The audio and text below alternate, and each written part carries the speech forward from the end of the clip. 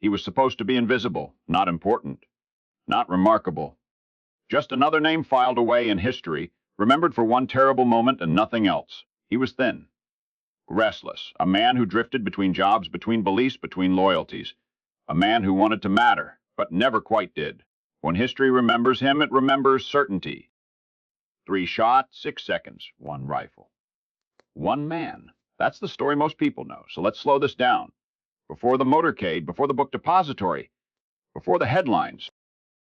Years earlier, this same man tried to kill someone else. Not a moving target, not a president.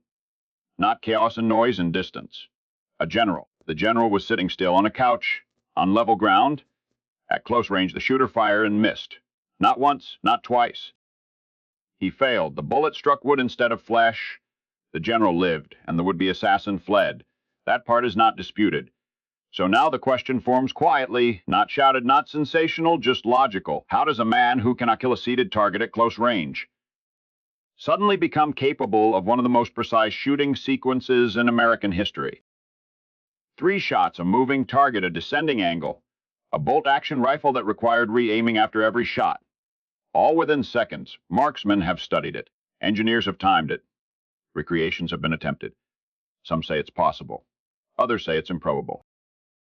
But probability matters, especially when history depends on it. And then there is the rifle, not a custom weapon, not a competition firearm. A surplus rifle with a stiff bolt, crude optics, and inconsistent accuracy. The kind of rifle soldiers trained away from, not toward. Experts disagree, but disagreement itself tells us something. If the story were simple, there would be no argument. Then there's the timing. Eyewitnesses reported shots closer together than the bolt action cycle allows. Some heard more shots than officially counted. Others heard shots from different directions. People on the ground, not theorists, not analysts, but ordinary men and women who were there, ran toward a grassy rise, not toward a warehouse window. Why? Human beings react to sound instinctively. They turn toward what they hear, not what they are told later. Then comes the behavior afterward. The man accused of the crime did not flee the country, not hide in the wilderness, did not vanish. He wandered. He rode buses. He changed clothes. He went to a movie theater. Not the behavior of a man who just executed the most consequential crime of the century and knew he had succeeded. And then there is what he said.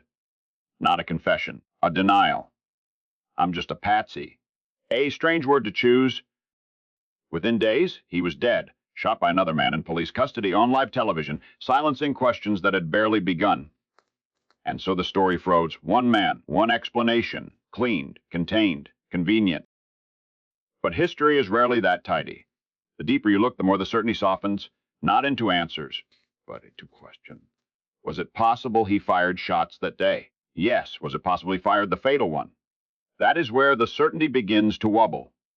Because skill is not theoretical, it is demonstrated, and the record shows a man who failed before, who lacked consistency, who struggled to make himself matter. So did he suddenly become flawless, or did history choose the simplest explanation because the alternative was too complicated, too unsettling, too unfinished? Paul Harvey never told us what to think. He showed us what didn't fit, and what doesn't fit here is not a theory. It's a contradiction. A man who could not kill a general at rest, yet is remembered as a man who killed a president in motion. And now, whether you believe the official story or whether you believe the doubt, you know a little more of the story. And of course, the man was Lee Harvey Oswald.